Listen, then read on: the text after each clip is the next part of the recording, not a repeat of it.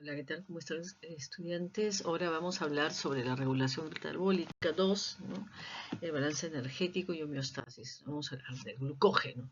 ¿No? ¿El glucógeno es acaso solo una reserva energética o es que participa de otras actividades metabólicas? ¿No? Hay mucho que decir sobre el glucógeno actualmente, ¿no? No solamente estamos hablando del polímero de la glucosa con enlaces alfa 1,4 o alfa 1,6, ni la localización, principalmente en el hígado, ¿no? 100 gramos y músculo 400. La función principal de reserva, ¿no? de glucosa, de rápida movilización y la importancia, el mantenimiento que tiene para mantener la glicemia entre las comidas. Vean ustedes la estructura molecular del glucógeno. ¿No? Estamos hablando de un nuevo paradigma, ¿no? Observen ustedes en la figura, aquí lo que vemos es, se enseñó siempre el modelo de Weyland, pero la evidencia reciente muestra que la densidad es máxima cerca del centro y no a la periferia, ¿no?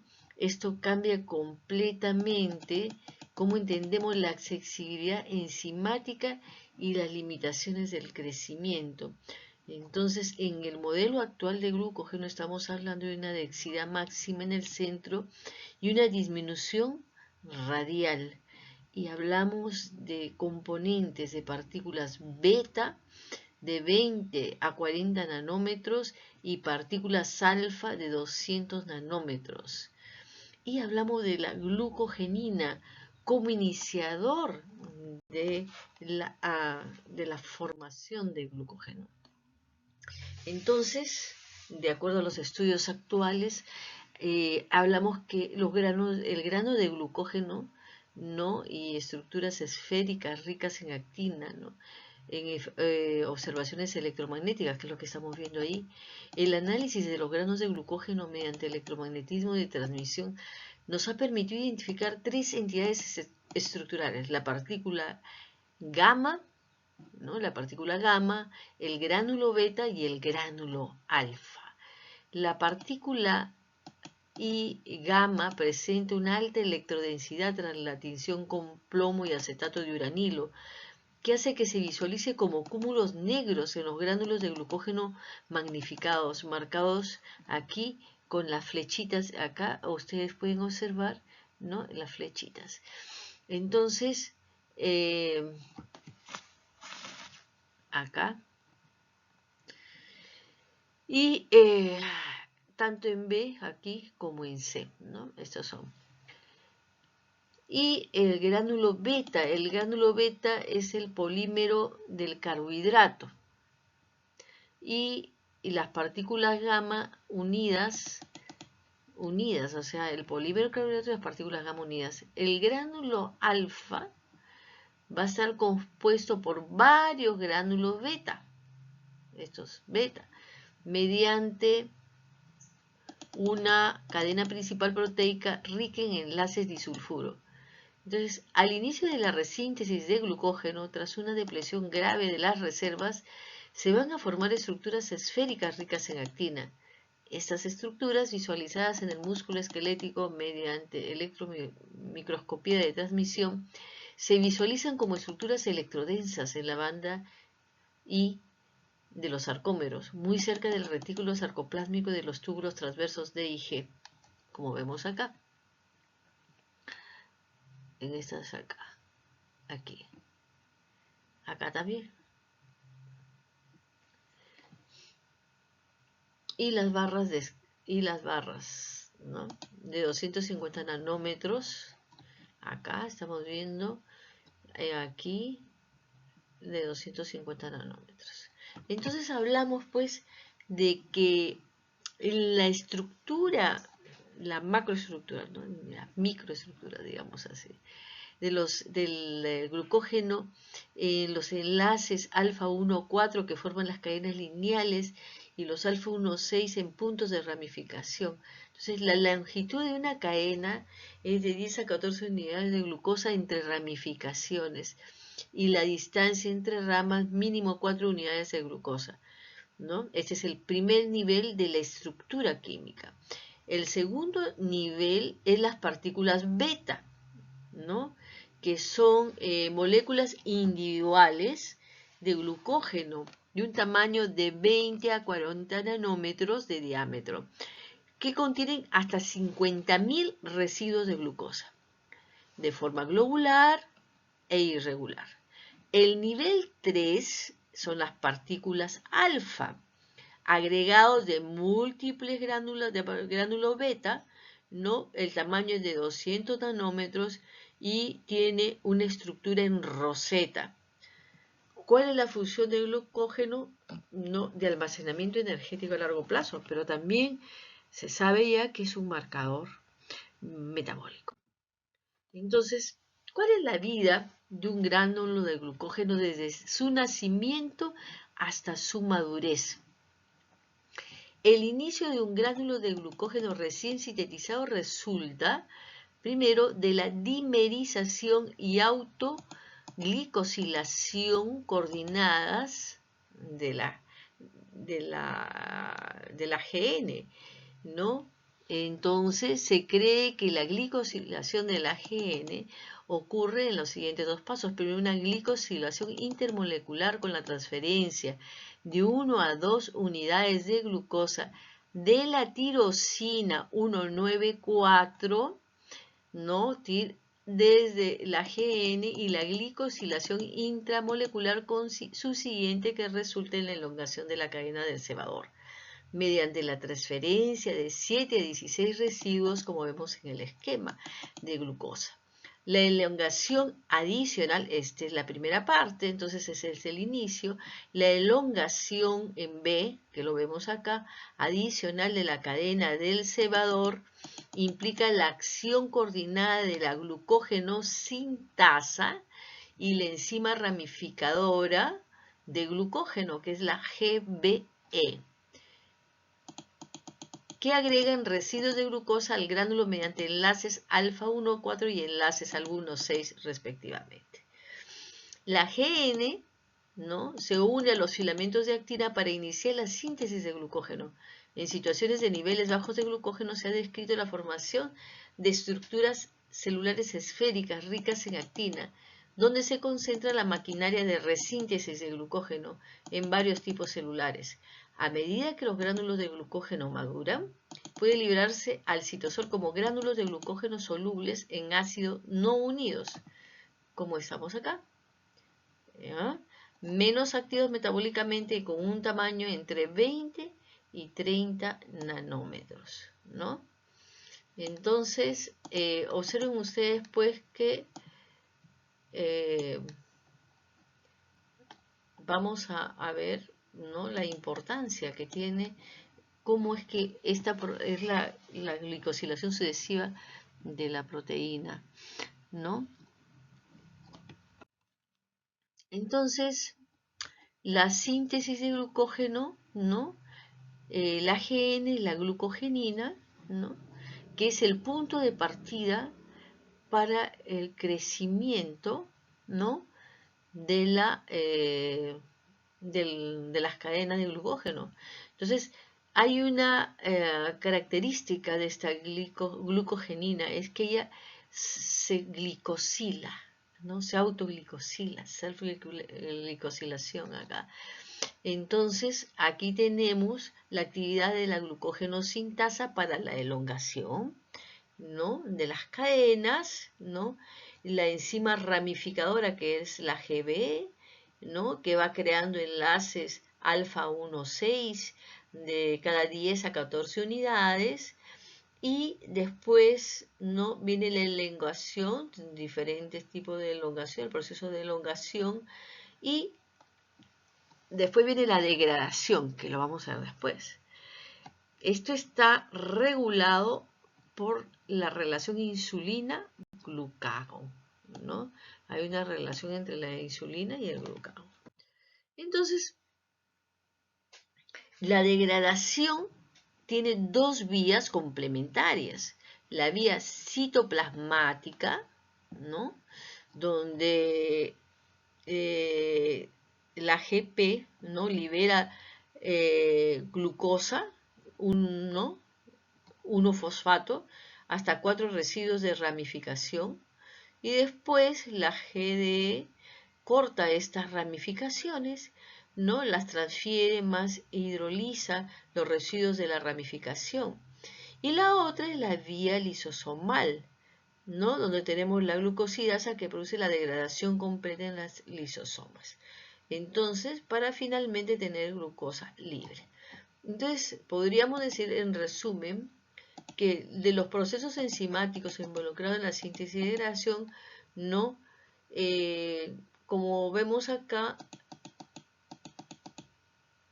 recuerden ustedes que la glucogenina, ¿no? Y la GS es la glucogenosintasa, la GBE es la glucógeno enzima ramificadora, después la GP, la fosforilasa, la glucógeno fosforilasa, ¿no?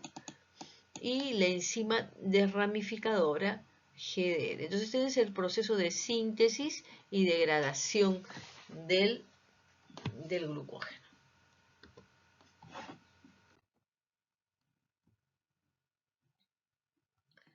¿Cómo se van agregando las partículas? De acuerdo a esto, la agregación de partículas, ¿no? De este modelo de Tang et al. Y de su grupo de trabajo, ¿no? En donde el cebador de glucogenina que está presente como un dímero, ¿no? Acá este dímero, ¿no? Como que son esos puntitos negros, se encuentra en la superficie de las partículas beta fusionando como un enlazador para que estas partículas se agreguen y formen partículas más grandes, ¿no? Entonces, miren ustedes, aquí mostramos el modelo donde la glucogenina en superficie, no solo en el núcleo, une partículas beta. Esto aunque fue controvertido porque se pensaba que la glucogenina solamente estaba en el centro, pero con este modelo se observa que no, que también está en la periferia y permite la formación de las partículas alfa, ¿no?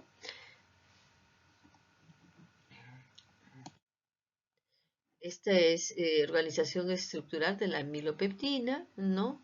La amilopeptina, la lamela de amilopeptina, con brazos en su estructura característicos de la estructura molecular de amilopeptina, ¿no? El exceso de grupos fosfatos, que son los puntos rojos, ¿no? Altera la estructura de la amilopectina, lo que lleva potencialmente a alterar las propiedades e interacciones con otras biomoléculas, ¿no? Entonces, la regulación del fosfato en el complejo laforina malina, ¿no? Y esto es importante, ¿no? Para la degradación de las cadenas largas en cadenas más cortas, ¿no? Recuerden que lo que hay que es la fosforilación, ahí empieza el proceso de degradación. Entonces, aquí finalmente ¿no? Así se recicla, ¿no? el glucógeno normal, soluble y de cadenas cortas en este caso, ¿no? Vemos aquí cómo el complejo previene la formación de cuerpos de láfora, es decir, el fosfato excesivo no causa la enfermedad en la láfora, sino que es una consecuencia de cadenas largas anormales. Entonces aquí se habla de que la función del complejo laforina malina en el control de la calidad de los cuerpos de láfora mediante la eliminación de los excesos de grupos de fosfato, ¿no? De las cadenas insolubles de glucógeno. Entonces, un fosfato por cada 500 o 2500 glucosas mayor en el núcleo, la laforina es gluconato fosfatasa, remueve los grupos fosfatos, la malina es la ligasa E3, es una ubiquitina que marca las proteínas para la degradación, formándose un complejo que controla la calidad del glucógeno. Entonces, al parecer, en la enfermedad de láfora, por ejemplo, hay una alteración en la función del complejo laforina malina y que no puede remover los grupos fosfatos y en la señalización, ¿no? Entonces, hay enfermedades, ¿no? Que tienen que ver con la deficiencia justamente, ¿no? De la GSD-15 y del áfora, ¿no? Entonces, estas enfermedades nos enseñan que la glucogenina no es absolutamente esencial y que la estructura del glucógeno es más importante que la mera presencia de la glucogenina, como vemos acá, ¿no? Aquí tenemos una excesiva fosforilación, ahí tenemos la glucogenina, aquí en medio, y en cambio acá, aquí tenemos deficiencia de glucógeno y no tenemos la glicogenina, ¿no? Acá, en este caso, por la alteración del exceso de fosfatos, vemos la enfermedad de láfora, ¿no? Y acá, en el segundo caso, tenemos una enfermedad de depósitos de glucógeno de tipo 15. Entonces, la deficiencia de la GIC1 va a producir un glucógeno anormal, pero no ausente, ¿no? Y hay mecanismos compensatorios con la producción de GI2. En la enfermedad del áfora hay cuerpos del áfora, glucógeno insoluble, cadenas largas de fosforilación excesiva y las mutaciones de la MPM2A, que es la laforina, o de la NHLRC1, que es la malina, ¿no? Queda la malina. Entonces, un gránulo de glucógeno tiene una vida, ¿no? Hay una degradación parcial y completa. Los gránulos de glucógeno pueden utilizarse mediante degradación citosólica o lisosomal, y la glucogenólisis citosólica se ha asociado con el retículo endoplásmico y sarcoplásmico, donde el complejo glucogenolítico formado por la glucógeno-fosforilasa y la fosforilasa quinasa, ¿no? Vincula la utilización del glucógeno con el calcio ATPasa, como es acá, en este caso, ¿no? La acción coordinada de la GP, ¿no? Y la enzima de ramificante del glucógeno, la GDE, produce la liberación de la glucosa 1-fosfato, ¿no? Y la glucosa, que se convierte en glucosa 6-fosfato por acción de la fosfoglucomutasa y la exoquinasa, ¿no? Tanto la fosfoglucomutasa, ¿no? Y la exoquinasa en la glucosa 6-fosfato y en la glucosa 1-fosfato, la glucosa ¿no? La GLS1. Entonces, ¿qué sucede? ¿No? Por la fosfoglucomutasa. La glucosa 6-fosfato, ¿no? Se utilizará como sustrato para la glucólisis o en los tejidos gluconeogénicos, entrará en el retículo endoplásmico y sarcoplásmico a través de un transportador de glucosa 6-fosfato y se va a convertir en glucosa por la acción de la glucosa 6-fosfatasa, ¿no? ¿Qué podemos observar acá? Acá, en la parte B del diagrama, ¿no? Los mecanismos por los cuales los gránulos de glucógeno se marcan para la degradación lisosomal siguen en investigación, pero lo que dice la evidencia es que la fosforilación de los gránulos de glucógeno puede desempeñar un papel en la marcación del glucógeno que se va a degradar. El aumento de la fosforilación de glucógeno se ha asociado con mayores puntos de ramificación y solubilidad, mientras que los aumentos en la fosforilación de glucógeno se asocian con un menor grado de ramificación y solubilidad. La unión de la fosforilación de la laforina conduce al reclutamiento de malina, lo que podría resaltar en la ubiquitinación de las proteínas unidas al glucógeno, dirigiéndolas hacia la degradación del proteosoma. Sin embargo, el dominio de la unión del almidón 1 se unirá a los gránulos de glucógeno menos ramificado y los marcará para su degradación lisosomal.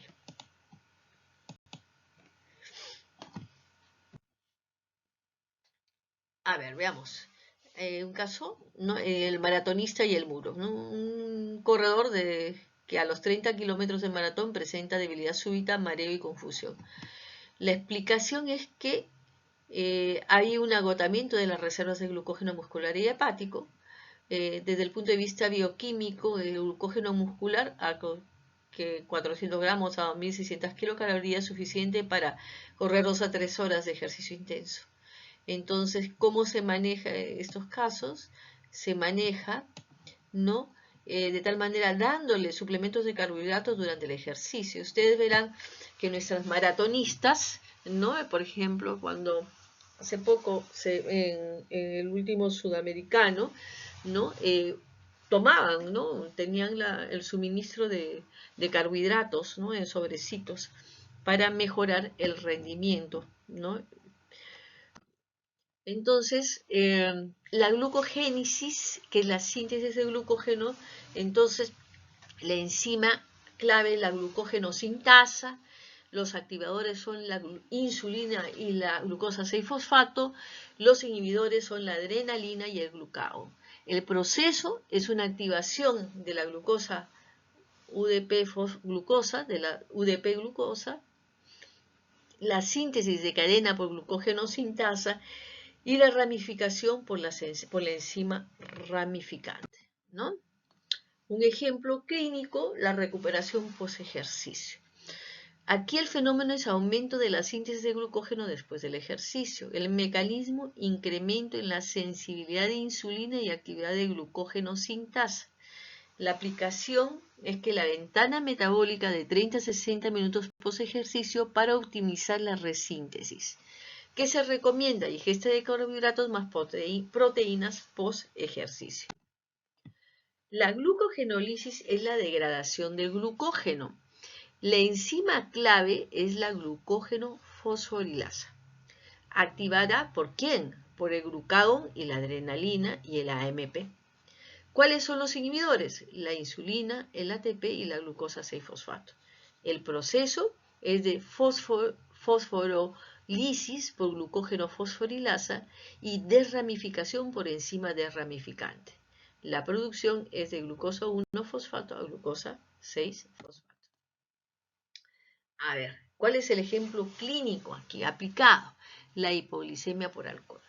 El caso, paciente con ingesta alcohólica excesiva que presenta hipoglicemia severa. El mecanismo es que el alcohol inhibe la glucogenólisis hepática al consumir el NAT. Recuerden el NAT, los mecanismos de oxidorreducción. Y entonces es que el etanol va a producir acetaldehído y este proceso va a consumir el NAT, ¿no? Produciendo inhibición de la gluconeogénesis. ¿Cuál es el riesgo? ¿No? ¿Cuál es la población de riesgo de que se produzca mayor hipoglicemia? Ayunados y diabéticos en tratamiento. Entonces, la regulación hormonal de glucógeno. Hemos visto aquí en ambos casos que vamos a tener a la insulina. Veamos, ese es es sacado de un artículo muy interesante, ¿no? Que ven ahí en la ilustración. Y vamos a ver ahí la relación entre la longitud del enlace de la glucogenina y el tamaño de las partículas de glucógeno, así como de los cambios metabólicos en las partículas durante la alimentación y el ayuno en ratones. En el A muestra que una región de enlace más larga entre el dominio y catalítico de la glucogenina y el motivo de unión de glucógeno sintasa se asocia con la formación de partículas beta de glucógeno más grandes. El panel B representa el proceso dinámico del metabolismo del glucógeno durante las primeras etapas de la alimentación, presencia de gránulos marrones. Se acumulan partículas beta más pequeñas a medida que la alimentación continúa, se forman partículas alfa más grandes.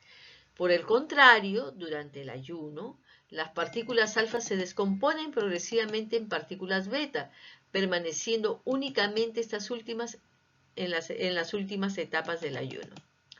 Hay que recordar que la glucogenina no solo inicia la síntesis, sino que su longitud de Linker afecta el tamaño final de las partículas. Esto explica las diferencias tisulares en el tamaño de glucógeno. Y así, entonces, vemos que en el estado alimentado la insulina activa la glucogénesis e inhibe la glucogenólisis. Claro, porque la insulina va a regular la cantidad de glucosa que tenemos circulando. El glucagón y la adrenalina, cuando hay estrés y ayuno, se liberan para activar la glucogenólisis e inhibir la glucogénesis. ¿Cuál es el mecanismo que utilizan ambas? Es la fosforilación y la desfosforilación enzimática. Vamos a ver un ejemplo clínico más, hipoglicemia en diabetes tipo 1. El paciente con diabetes tipo 1 que presenta hipoglicemia tras administrar insulina sin alimentarse. El mecanismo es que la insulina, como hemos visto, enzógena va a activar la glucogénesis e inhibe la glucogenólisis. Esto va a hacer que no tengamos glucosa circulando. Como no hay contrarregulación por glucagón, porque las células beta, las células alfa pancreáticas están dañadas, el manejo para estos casos es glucagón de rescate y carbohidratos de acción rápida, ¿no?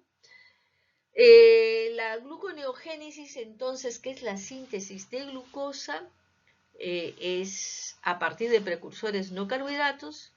La localización es 90% en el hígado, 10% en los riñones.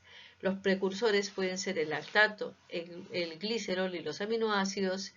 Y la vía energética es 6 ATP más 2 GTP por glucosa. ¿Ah? A ver, veamos otro ejemplo. Ayuno prolongado en obesidad. Aquí la observación de pacientes obesos puede tolerar ayunos prolongados, pero mejor que las personas delgadas. El mecanismo es la mayor disponibilidad de precursores como glicerol de la lipólisis y aminoácidos. La adaptación es que el incremento en la expresión del PECK y otras enzimas gluconeogénicas, ¿no?, implica una base metabólica para las dietas cetogénicas. ¿Cuáles son las reacciones claves de la gluconeogénesis? ¿No? Tenemos los puentes termodinámicos, o sea, aquí piruvato para fosfenolpiruvato, la fructosa 1,6-bifosfato, fructosa 6-fosfato, ¿no? Y la glucosa 6-fosfato a glucosa 6-fosfatasa, ¿no? Entonces tenemos el primero, el piruvato, fosfenolpiruvato con el PECK, la fructosa 1,6-bifosfato a fructosa 6-fosfato a través de la fructosa 1,6-bifosfatasa y de la glucosa 6-fosfato a glucosa por la glucosa 6-fosfatasa. Y la regulación es inhibición por glucosa y activación por el ayuno. Ejemplo, intoxicación por metanol. Ya habíamos visto que un paciente con ingesta de metanol presenta acidosis metabólica severa. Recuerdan en esa actividad que tuvimos en donde evaluamos todo lo que es acidemia, ¿no? El mecanismo es metanol, va a formar formaldehído. El ácido fórmico es un inhibidor del citocromo C oxidasa. El tratamiento es etanol o fomepisol, inhibe el alcohol deshidrogenasa. La base bioquímica es que ambos van a competir por la misma enzima en el sustrato, ¿no? Ajá, ya están pensando ya los mecanismos de inhibición enzimática. ¿Cuáles son las enfermedades por el almacenamiento de glucógeno? En Láfora vimos que el problema no era tanto el almacenamiento, bueno, hay un desorden en la formación de los gránulos, ¿no? Y en el almacenamiento tenemos la tipo 1, enfermedad de von Kierke, que es un déficit de la glucosa 6-fosfatasa, cuyas manifestaciones son hipoglicemia, claro, ¿no? Recuerdan la vía del glucógeno a glucosa, hepatomegalia, porque se queda ahí almacenado, no se puede utilizar, y acidosis láctica, va por la otra vía. Tipo 2 o POMPE, que es déficit de la alfa-glucosidasa lisosomal. Recuerdan ustedes que nosotros teníamos dos vías, una lisosomal para la degradación de glucógeno, y en este caso, en el tipo 2 de POMPE, estamos por ahí, por ese lado. Y el tipo 5, que es la enfermedad de McCarle, que es el déficit de glucógeno fosforilasa muscular. Muy bien. Ahora ya hemos hablado del ciclo de Cori, por eso esto va a ser un poco más rápido. Estamos hablando aquí de la integración metabólica, ¿no? En donde participa. ¿Cuáles son los componentes del ciclo Cori? Por un lado, el músculo y por otro lado el hígado y por supuesto la sangre por donde van a circular tanto la glucosa como el lactato, ¿no? El proceso, entonces, el músculo va a producir lactato a partir de glucosa más ATP, ¿no? Porque lo necesita rápido y está en actividad muscular fuerte. Y el hígado lo que va a hacer a utilizar el lactato para producir glucosa consumiendo ATP, ¿no? Esta glucosa aquí en el hígado puede tener dos vías, o regresar a sangre, dependiendo de la necesidad para que sea utilizada por el músculo, o ser almacenada en forma de glucógeno. El balance neto son 4 ATP consumidos por ciclo.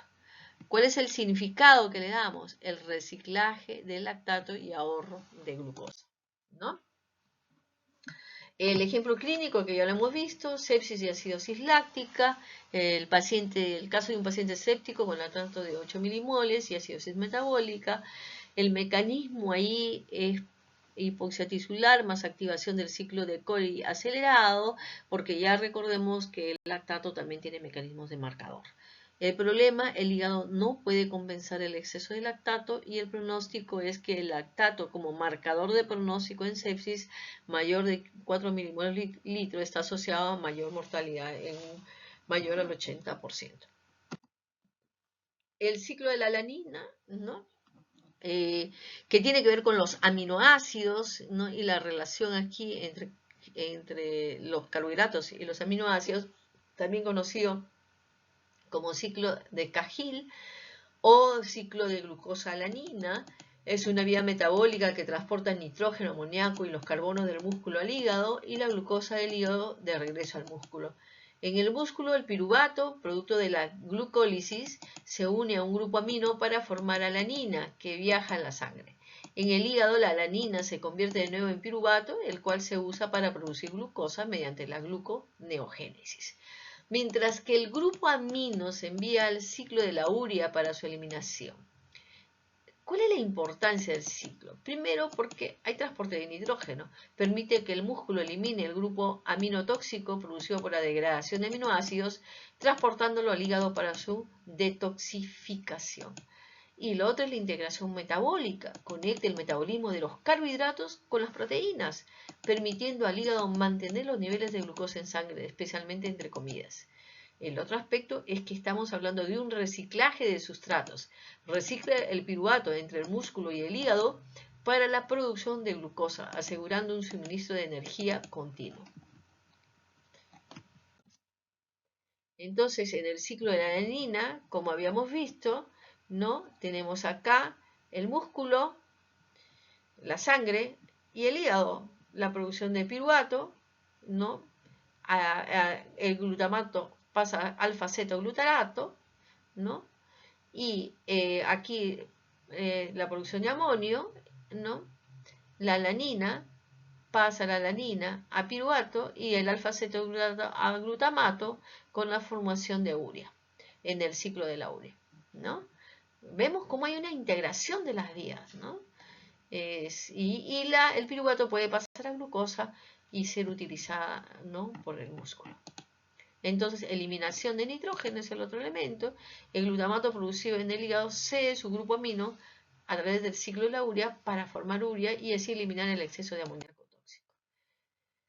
Ejemplo clínico es la caquexia en el cáncer, ¿no? Bueno, en primer lugar, la caquexia por cáncer es un panel, en un panel de expertos, ¿no? En un consenso formal que incluyó grupos focales y rondas en Delphi, se definió como caquexia del cáncer como un síndrome multifactorial caracterizado por una pérdida continua de masa muscular esquelética con o sin pérdida de masa grasa, que no puede ser explicada o que no puede revertirse por completo con el apoyo nutricional convencional y que conduce a un deterioro funcional progresivo. Su fisiopatología se caracteriza por un balance negativo de proteínas y energía impulsado por una combinación variable de ingesta reducida de alimentos y metabolismo normal. El criterio diagnóstico acordado para la caquexia fue una pérdida de peso superior al 5% o una pérdida de peso superior al 2% en individuos que ya mostraban depresión según el peso corporal y la altura, ¿no? O sea, en el índice de masa corporal, menor de 20 kilos por metro cuadrado.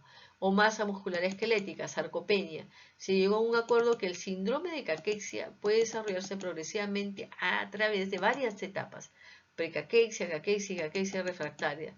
La gravedad puede clasificarse según el grado de disminución de las reservas energéticas y de proteínas corporales, en combinación con el grado de pérdida de peso continua.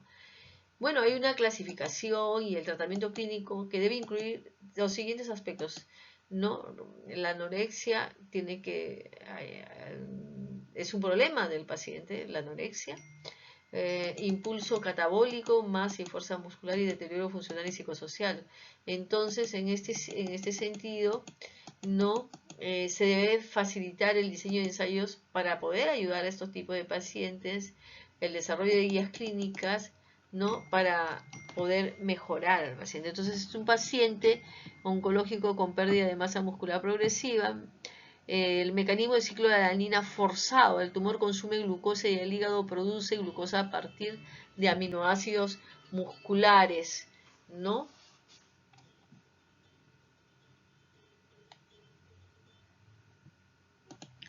Entonces aquí vemos, por ejemplo, ¿no? Que habíamos recordado que había una actividad aumentada en las células neoplásicas del consumo de glucosa, ¿no? Y que justamente era un marcador que se utilizaba para ver actividad del proceso. Entonces lo que pasa es que hay un desvío hacia la producción de glucosa con una degradación de proteínas, o sea, por eso, de eso se trata en este caso el ejemplo, ¿no? Y entonces hay que tener suplementación nutricional y ejercicio de resistencia. Hablemos ahora sobre los ácidos urónicos, ¿no? Eh, Resulta pues que en la ruta de los ácidos urónicos la glucosa, ¿no? Pasa a ser un ácido urónico.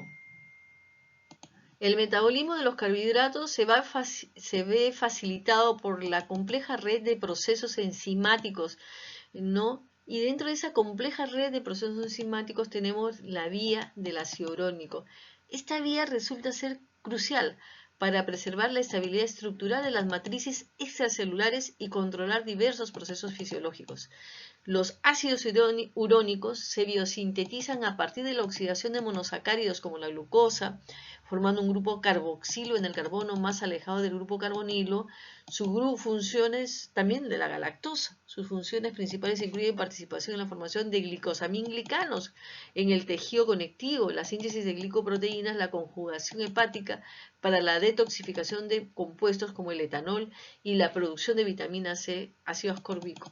Entonces, la biosíntesis de ácidos urónicos ocurre a través de una vía metabólica que implica la oxidación de un monosacárido, generalmente un azúcar 6-fosfato, que puede ser la galactosa 6-fosfato. La oxidación convierte el grupo hidroxilo de carbono primario en un grupo carboxilo, y un ejemplo clave es la vía del ácido glucurónico, que utiliza la glucosa como sustrato, ¿no? La formación de componentes estructurales son esenciales para la formación de glicosaminglicanos, de ahí su importancia, que son componentes clave en el tejido conectivo de animales. En la síntesis de glicoproteínas participan en la creación de fracciones de azúcar en diversas clases de glicoproteínas. La conjugación y la detoxificación, el ácido glucurónico, por ejemplo, se utiliza en las reacciones de conjugación en el hígado, ayudando a la excreción de compuestos como el alcohol. La producción de vitamina C, ¿no? Vía también produce precursores necesarios para la síntesis de ácido ascórbico, y otras funciones del ácido urónico participa en la producción de compuestos como la heparina y el heparán sulfato, ¿no? Entonces observen ustedes pues la actividad importante de los ácidos urónicos, ¿no? Y vemos la vía, ¿no? De una serie de procesos, glucosa 6-fosfato, por la glucomutasa, ¿no? Glucosa 1-fosfato, el uridín glucosa pirofosforilasa, ¿no? UDP glucosa y la UDP deshidrogenasa, UDP glucuronato y glucuronato y L-ascorbato, y la producción de glucurónidos y proteoglicanos y glicosaminglicanos. 3 pasos: oxidación del azúcar, epimerización, activación del difosfato de uridín fosfato, ¿no? Y la glicosilación. El ejemplo clínico es el síndrome de Crigler-Najjar, ¿no? neonato con ictericia severa persistente, mecanismo déficit de UDP glucuronil transferasa, la consecuencia es la incapacidad de conjugar bilirrubina con ácido glucurónico y el tratamiento es el trasplante hepático en el tipo 1. ¿Cuál es la regulación de la vía glucurónica?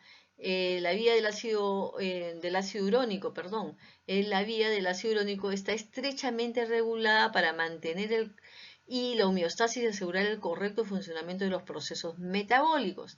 La actividad de las enzimas clave de la vía está modulada por diversos factores como la disponibilidad del sustrato, las señales hormonales y la regulación de la expresión génica.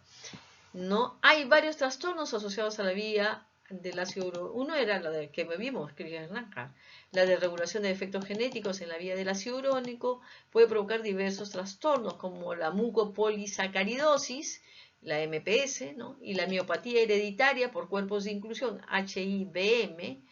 Estas afecciones se caracterizan por un metabolismo deficiente de las GAC y pueden provocar graves anomalías del desarrollo y disfunción tisular. La pentosuria esencial es el otro problema. Es un trastorno metabólico que afecta la vía del ácido urónico y se caracteriza por la excreción de cantidades excesivas de L-cilulosa, un azúcar intermedio producido durante esta vía. Esta condición surge debido a una deficiencia de la enzima L-cilulosa reductasa. Si bien la pentosuria esencial generalmente se considera como un trastorno benigno, hay que ver el impacto en la vía del ácido urónico, contribuye a nuestro conocimiento en las vías metabólicas y su regulación. Veamos el ciclo de las pentosas, ¿no? El ciclo de las pentosas, ¿no? Es una vía metabólica que genera sobre todo dos productos clave. El NAT reducido para la biosíntesis de la vía de la protección antioxidante, ¿no? Y la ribosa 5-fosfato, que ¿a dónde se va? Para los ácidos nucleicos y nucleótidos. Este ciclo se divide en una fase oxidativa y una fase que va a producir NAD reducido y riboloso 1-fosfato, no al final, y una fase no oxidativa que interconvierte azúcares para obtener la ribosa 5-fosfato, ¿no? Y a otros intermediarios que se necesitan, ¿no? Y que pueden entrar en la glucólisis. ¿Cuál es la función principal? Generación de un poder reductor del NAT reducido, que es crucial para las reacciones anabólicas como la síntesis de ácidos grasos y esteroides, y como antioxidante para defenderse del estrés oxidativo, o sea, un barrendero de free radicals. Producción de precursores de nucleótidos, la ribosa 5-fosfato, que es fundamental para la síntesis de los componentes básicos del ADN y el ARN. La síntesis de aminoácidos aromáticos, esta vía también produce eritrosa 4-fosfato necesario para la síntesis de aminoácidos como la fenilalanina y el triptófano. Aquí tenemos el ejemplo clínico, el favismo. Aquí ven ustedes un frotis de sangre de un niño de 3 años con deficiencia de glucosa 6-fosfato deshidrogenasa y malaria aguda, no complicada por Plasmodium falciparum, ¿no? Al tercer día del tratamiento con una combinación de clorproguanil dapsona, se observan numerosos esferocitos, ¿no? Acá, y eritrocitos contraídos y hemofantasmas, ¿no? Estos hemofantasmas, ¿no?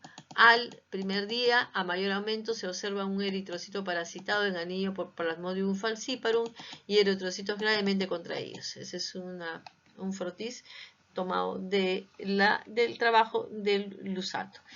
Entonces, este caso es pues que un paciente desarrolla anemia hemolítica tras ingesta de habas, es el mismo mecanismo, por un déficit de glucosa 6-fosfato, ¿no? Entonces no hay, en el ciclo aspentoso no se produce esta disminución del NADPH y se produce un estrés oxidativo no compensado, ¿no? Sin NAD reducido, el glutatión no puede proteger contra los free radicals. Y el desencadenante puede ser fármacos, como es el caso de la dapsona, que es el ejemplo del lado derecho de las imágenes, infecciones o las habas. Este diagrama que muestra, ¿no? la respuesta de los glóbulos rojos al daño oxidativo causado por fármacos. En la figura A nosotros vemos los glóbulos rojos normales, la glucosa 6-fosfato de deshidrogenasa desintoxica al peróxido de hidrógeno y otras especies reactivas de oxígeno mediante la glutatión peroxidasa, que en última instancia depende de la actividad de la glucosa 6-fosfato de deshidrogenasa para su regeneración continua, ¿no? Y además no hay acumulación significativa de metahemoglobina, porque la metahemoglobina reductasa, dependiente de la NAP, también fosfato reductasa, interviene, respaldando la metahemoglobina reductasa dependiente de NAT, ¿no? Cuando los glóbulos rojos deficientes de glucosa 6-fosfato deshidrogenasa se exponen a un desafío oxidativo, la glutatión peroxidasa se agota rápidamente. Como resultado, el peróxido y otros reactantes de oxígeno no se desintoxican y se permite la acumulación de metahemoglobina, y lo que es más grave es que van a atacar los grupos sulfidrilo de hemoglobina, lo que resulta en la formación de cuerpos de Heinz, daño de la membrana y finalmente la destrucción de los hematíes de los glóbulos rojos por mecanismos intravasculares y extravasculares. En sí mismo no está claro por qué en algunos fármacos hay metahemoglobinemia más que en otros. El caso de la radburicasa, por ejemplo, sugiere, como que está en el ejemplo del artículo que se ha obtenido ahí, que está relacionada específicamente con peróxido y la glutatión disulfuro, ¿no? Bueno.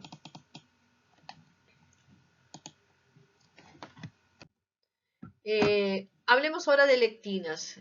Lectinas son las proteínas que reconocen carbohidratos. Entonces, las lectinas son una familia de proteínas ubicuas, evolutivamente conservadas y no enzimáticas, que se definen por su capacidad de unirse a glicanos, azúcares. Funcionan como traductores o lectores del código de azúcar almacenado en los carbohidratos. Una forma altamente versátil de almacenar información bioquímica en la célula. Vemos aquí algunas características estructurales y funciones en la salud y mecanismos de participación y enfermedades. Sobre todo vamos a ver que las galectinas, ¿no?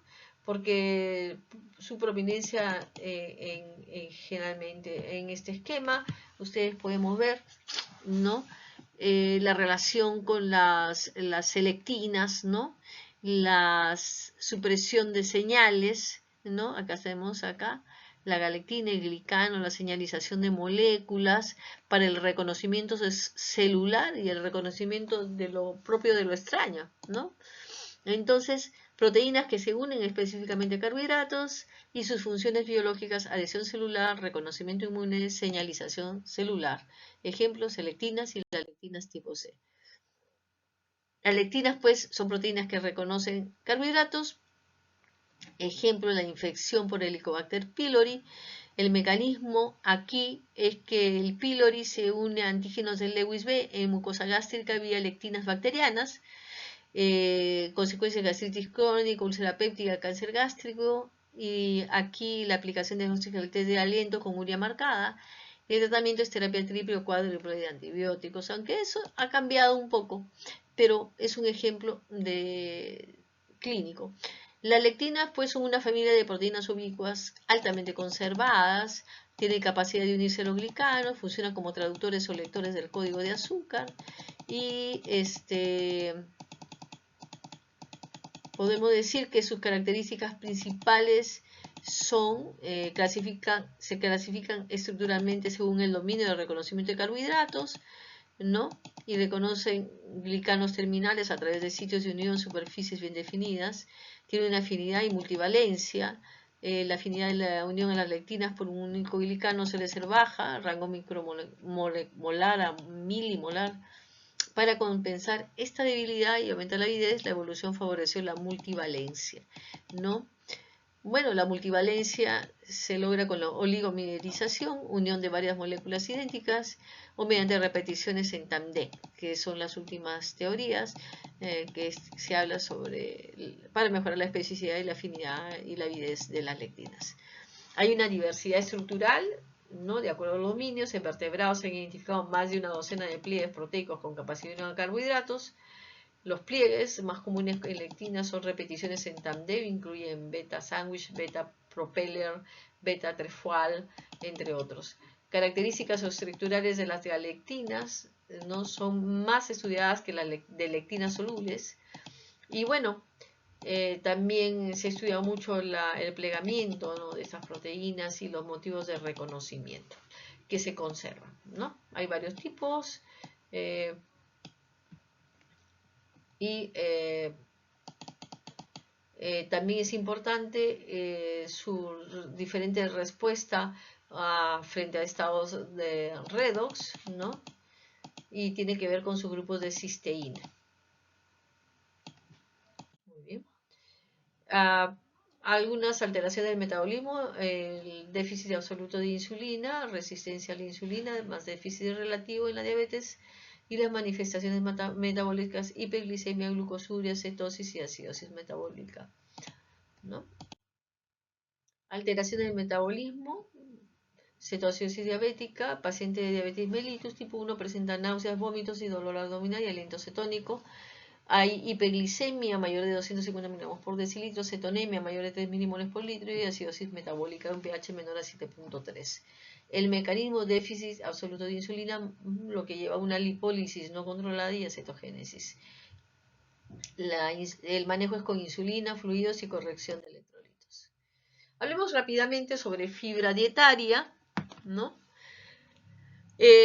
Hay fibra soluble e insoluble. Entre las solubles están las pectinas, las gomas y los mucílagos. Reducen la absorción de glucosa y colesterol. Y en la insoluble, la celulosa y mesocelulosa y lignina aumenta el volumen fecal y previene el estreñimiento, ¿no? Las fibras dietarias, ¿no?, de acuerdo a su clasificación, vamos a ver acá, ejemplo clínico en el síndrome metabólico, paciente con obesidad abdominal, hipertensión, dilipidemia, resistencia a la insulina. La intervención de suplementación con fibra soluble, diagramos diarios de Psyllium.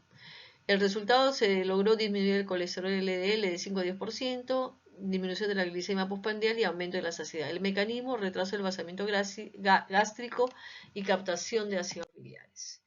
Entonces, con esto vemos que el rol de la fibra es importante en salud y enfermedad, y ahí, a partir que ha ido conociéndose más su valor, se está observando que nos permite reducir el riesgo de diabetes tipo 2, disminuye el colesterol LDL, previene el cáncer colorectal y mejora la salud gastrointestinal. Y los mecanismos, sobre todo, son retraso del vaciamiento gástrico, captación de ácidos biliares y fermentación de los ácidos grasos de cadena corta. Entonces, la fibra dietética, en este esquema que se destacan las diferentes tipos, tenemos los polisacáridos no amiláceos, los oligosacáridos resistentes MU39 y el almidón resistente MU mayor o igual a 10. La hemicelulosa, de celulosa, goma arábiga, goma guar, inulina y T-glucano. En los oligosacáridos, la inulina, el GOS y el FOS. Y el almidón resistente, tipos 1 o 4, físicamente inaccesible, granular, retrógrado y químicamente modificado. Un ejemplo clínico de su utilización: diverticulosis colónica, un paciente con dolor abdominal, cambios en el hábito intestinal. La prevalencia de diverticulosis colónica es 50% mayor en los pacientes de 60 años en países occidentales. El factor protector es la dieta rica en fibra de 30 a 35 gramos por día. El mecanismo es aumento del volumen fecal con disminución de la presión intraluminal. La prevención, fibra insoluble, salvado de trigo y vegetales. Entonces, podemos decir que hay una regulación y una integración entre los ciclos, y además que hay una coordinación entre la relación entre la liberación de insulina y glucagón adrenalina, que hay tejidos que van a participar en forma activa en el hígado, el músculo y el tejido adiposo, y que hay ciclos metabólicos que hacen que exista un reciclaje de glucosa, ¿no? Y además está el ciclo y una relación entre el hígado y el músculo, ¿no?, que es el ciclo de Cori, el ciclo de la alanina y la glucosalanina. Y que la homeostasis, el mantenimiento de la glucemia, va a depender, es variable en diferentes estados, de acuerdo a la situación en que la persona se encuentra. Vamos a integrar en un paciente postquirúrgico, es paciente 24 horas posoperado post-colecistectomía en reposo gástrico con solución de glucosa al 5%. ¿Cuál es el análisis metabólico que haríamos? Primero es un paciente que está en ayuno porque está en reposo gástrico y además tiene un estado de estrés por la cirugía, o sea, estrés quirúrgico. Las hormonas entonces que estarían aumentadas sería el glucagón, ¿no? Por el estrés. Hay un aumento del cortisol y aumento de catecolaminas por la adrenalina, ¿no? Y en el metabolismo, ¿qué significa? Que hay un aumento de la glucogenolisis con con un aumento de la gluconeogénesis más aumento de la lipólisis, ¿no? Y el problema es que le estamos dando una solución glucosada, ¿no? Aporta solo 200 kilocalorías litro, insuficiente para cubrir las necesidades del paciente. Entonces, ¿cuál es el manejo óptimo para ese tipo de pacientes? Nutrición integral temprana, adecuado aporte calórico. Algunas preguntas quedan para reflexionar. ¿Por qué la glucosa 6-fosfatasa es crucial para la función del hígado en el mantenimiento de la glucemia? ¿Cómo explican los ciclos de Cori y de alanina la cooperación entre tejidos? ¿Qué ventajas representa la regulación recíproca de la glucogénesis y de la glucogenólisis? No se olviden de preparar su mapa conceptual de integración metabólica y los análisis clínicos. Un caso clínico para análisis: hipoglicemia recurrente, una mujer de 35 años con episodios de sudoración, palpitaciones, confusión 3 a 4 horas postprandiales, y se le encontraba una glicemia de 45 miligramos por decilitro con insulinemia elevada. El diagnóstico diferencial es insulinoma, ¿no?, nesidioblastosis y síndrome postgastrectomía. La pregunta de análisis es: ¿qué rutas metabólicas están alteradas? ¿Cómo explican la sintomatología? ¿Y qué estudios confirmatorios utilizaría? Y eso lo vamos a conversar mañana. Entonces, el entendimiento de la regulación metabólica no es solo académico, es fundamental para comprender las condiciones que van desde la diabetes hasta las enfermedades raras por almacenamiento. Ustedes, como futuros médicos, esta es la base que les permitirá razonar desde la bioquímica hasta la cabecera del paciente. Tienen algunos recursos clínicos adicionales: UpToDate, el OMIN y Gen Reviews. Bueno, esperamos que sea de su